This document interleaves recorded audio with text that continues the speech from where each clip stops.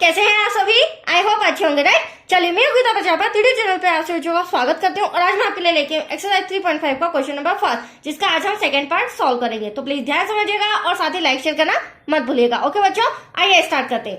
देखिए क्या कहना है इस क्वेश्चन में, निम्नलिखित समीकरणों के युग्मों में से किसका एक अद्वितीय हल है, किसका कोई भी हल नहीं है, या किसके अपरिमित रूप से अनेक हल है। मतलब कि हमें जो रैखिक समीकरण दिया गया है तो इसको सॉल्व करने के बाद क्या वो अद्वितीय होता है या फिर कोई भी हल नहीं होता या फिर अपरिमित रूप से अनेक हल होते हैं। मतलब कि ये तीन कंडीशन में से कौन सी कंडीशन इसमें आ रही है, ठीक है। लेकिन वो हम अभी तो बता नहीं सकते हैं, वो सॉल्व करने के बाद बताएंगे। और फिर हमें आगे क्वेश्चन क्या कहा गया है, यदि अद्वितीय हल की स्थिति होती है तो उसे वज्र गुणन विधि से ज्ञात कीजिए। तो पहले तो हमें सॉल्व करना पड़ेगा, राइट बच्चों। हाँ, सॉल्व करने के पहले मैं आपको इन तीनों कंडीशन के बारे में थोड़ा सा बेसिक समझा देती हूँ ताकि फिर सम सॉल्व करें तो आप इजीली उसे समझ सकें, राइट। देखिए ये तीन कंडीशन है। फर्स्ट, एक अद्वितीय हल कब होता है, तो ध्यान से समझिएगा बच्चों, जब a1/a2 not equal to b1/b2 होता है तब एक अद्वितीय हल होता है। मतलब कि a1/a2 और b1/b2 वो है जो हम इक्वेशन फर्स्ट और सेकेंड को तुलना करेंगे a1 b1 c1 a2 b2 c2 से, ठीक है। जब हम तुलना करेंगे तो हमें पता चल जाएगा कि अद्वितीय हल आ रहा है या कोई भी हल नहीं आ रहा है, राइट। तो फर्स्ट कंडीशन, एक अद्वितीय हल कब आता है, जब a1/a2 बराबर नहीं होता है b1/b2 के। That's clear.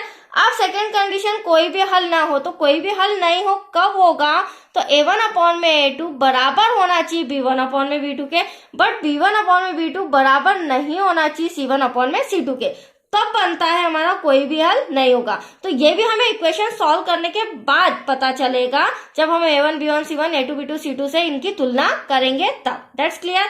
तीसरी कंडीशन बनती है अपरिमित रूप से अनेक हल। अब अपरिमित रूप से अनेक हल कब होंगे, जब a1/a2 बराबर होगा b1/b2 के और b1/b2 बराबर होगा c1/c2 के। तब हम कहेंगे, आंसर देंगे कि हाँ भैया ये अपरिमित रूप से अनेक हल इसके निकल सकते हैं, ठीक है। अब इन तीनों कंडीशन में हमें ये क्वेश्चन कहा गया है, इन तीनों कंडीशन में यदि एक अद्वितीय हल आता है तो फिर आपको वज्र गुणन विधि को सॉल्व करना होगा, वज्र गुणन विधि से उसे ज्ञात करना होगा, ठीक है। अब वज्र गुणन विधि को मैं थोड़ा सा आपको समझा देती हूँ, एटलीस्ट इसका फॉर्मूला कैसे हमें समझना होगा, लर्न करना होगा। तो देखो x/में y/में 1/में। अब यहाँ आप देख रहे हैं बहुत सारा कंफ्यूजन होता है, मैडम कैसे लिखेंगे। तो देखो यहाँ पर 12, यहाँ पर 21, यहाँ पर 12, यहाँ पर 21, यहाँ पर 12, यहाँ पर 21, 12 21 12 21 आपको थोड़ा सा समझना होगा, ठीक है।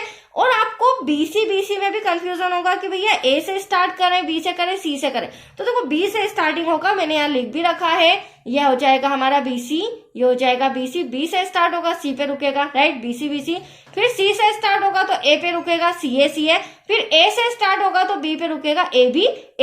तो आपको नंबर्स भी ध्यान रखने होंगे बच्चों, और B से जो मैंने छोटी सी ट्रिक दी है इस अकॉर्डिंग आपको इस फॉर्मूले को समझ के लिखना होगा। 2-3 बार की प्रैक्टिस में आप इजीली कर लेंगे, बट ये समझना जरूरी है, नहीं तो अगर आपके नंबर्स आगे पीछे हो जाते हैं तो फिर आपका वज्र गुणन विधि का आंसर नहीं आ पाएगा, आप x और y की वैल्यू नहीं निकाल पाएंगे। That's clear. तो आइए स्टार्ट करते हैं। हमें सम दे रखा है 3x + y = 5 और 2x + y = 5, then 3x + 2y = 8। But हमेशा ध्यान रखिए जब भी वज्र गुणन मेथड होती है तो इक्वल टू में हमें 0 लाना होगा। क्या लाना होगा? 0। तो हम क्या करेंगे बच्चों, 2x + y प्लस का 5 इधर आके माइनस का हो जाएगा, = 0 आ गया 0। ये हो गए हमारी समीकरण नंबर फर्स्ट। फिर 3x + 2y प्लस का 8 इधर आके माइनस का हो जाएगा, = में 0। ये हो गया हमारा समीकरण नंबर 2। That's clear. यहाँ तक कोई डाउट? अब हम क्या करेंगे, इन दोनों इक्वेशन को मैंने अभी जस्ट बताया था a1 b1 c1 से तुलना करते हैं। तो हम यहाँ लिखेंगे निम्न समीकरणों की तुलना a1x + b1y + c1 तथा a2x + b2y + c2 से करने पर। तो देखिए a1 b1 c1 क्या है, तो x के आगे जो 2 है ना बच्चों वो हमारा a1 होगा, राइट। थोड़ा सा कॉपी इस तरह से कर लेते हैं। अब देखिए ये हमारा क्या हो जाएगा,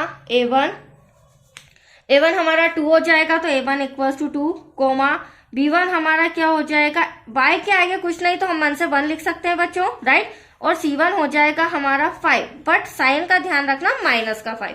ठीक ऐसे ही जो a2 है वो हमारा 3 हो जाएगा सेकेंड इक्वेशन से, b2 हमारा हो जाएगा 2 और c2 हो जाएगा हमारा माइनस का 8। एनी डाउट आपको?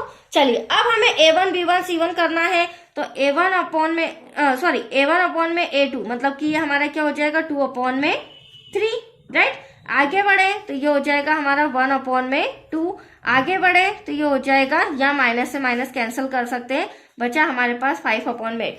अब यहाँ पर ध्यान से समझिएगा बच्चों, सबसे इंपॉर्टेंट पॉइंट, हम देख रहे हैं a1 अपॉन में a2 को लिख देते हैं इक्वल्स टू। अब आप ध्यान से देखिए, ये 2 अपॉन 3 ये 1 अपॉन 2, तो क्या a1 अपॉन में a2 बराबर आ रहा है b1 अपॉन b2 के, मतलब कि ये दोनों कंडीशंस आपस में बराबर है क्या?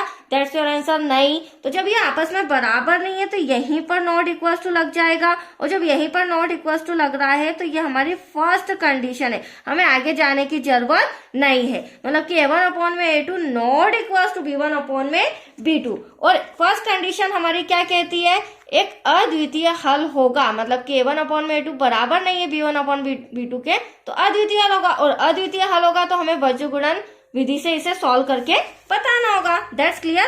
तो यहाँ हम लिख लेते हैं, अतः एक अद्वितीय हल होगा। एनी डाउट बच्चों? आए आपको यहाँ तक समझ में? चलिए अब वज्र गुणन विधि का हम फॉर्मूला लिखते हैं और फिर इसे सॉल्व करते हैं फटाफट, क्योंकि हमें क्वेश्चन में कहा गया था यदि अद्वितीय हल आता है तो आपको उसे वज्र गुणन विधि से सॉल्व करना होगा। तो वज्र गुणन विधि, और वज्र गुणन विधि का फॉर्मूला अभी जस्ट मैंने आपको बताया था, उसका फॉर्मूला है x डिवाइड में, मैंने शॉर्ट ट्रिक भी बताई थी बच्चों।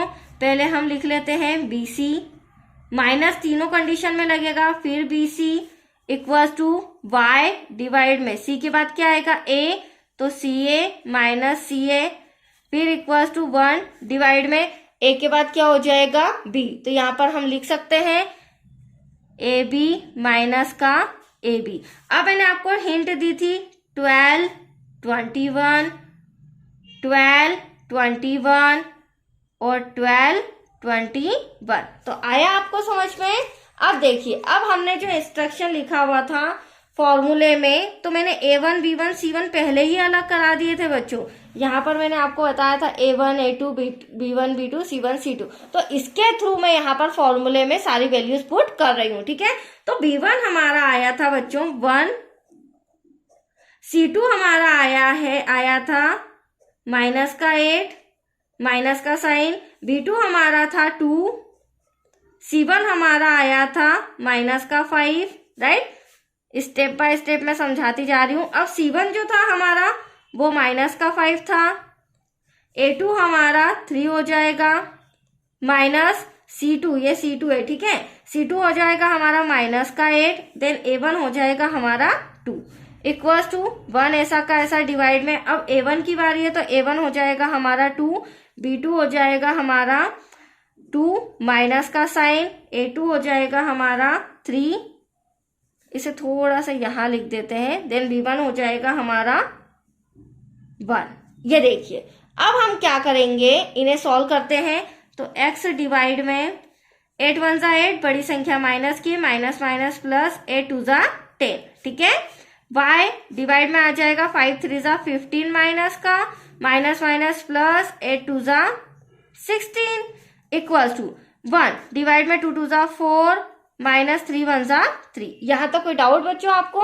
चलिए कंटिन्यू करते हैं, क्योंकि हमें वज्र गुणन विधि से x और y का मान निकालना है। डिवाइड में 10 में से 8 गया बचा 2, बड़ी संख्या प्लस की है, इक्वल्स टू y 16 में से 15 गया बचा 1, बड़ी संख्या प्लस की है 1, 4 में से 3 गया क्या बचा 1। अब हमें करना क्या होगा, x और y का जो मान लाना है, तो x का कंपेयर करेंगे 1/1 से, देन y का भी कंपेयर करेंगे 1/1 से। बीच में पार्टीशन कर रही हूँ, x अपॉन में 2 इक्वल्स टू 1 अपॉन में 1, ठीक वैसे ही y अपॉन में 1 इक्वल्स टू 1 अपॉन में 1। क्रॉस मल्टीप्लीकेशन होगा दोनों तरफ, तो यहाँ आ जाएगा x इक्वल्स टू 2, क्योंकि आप देख सकते हैं 2 1 जा 2 और x 1 जा x, ठीक वैसे ही y 1 जा y और 1 1 जा 1 दैट्स योर आंसर। हमारा x का भी आंसर आ गया, y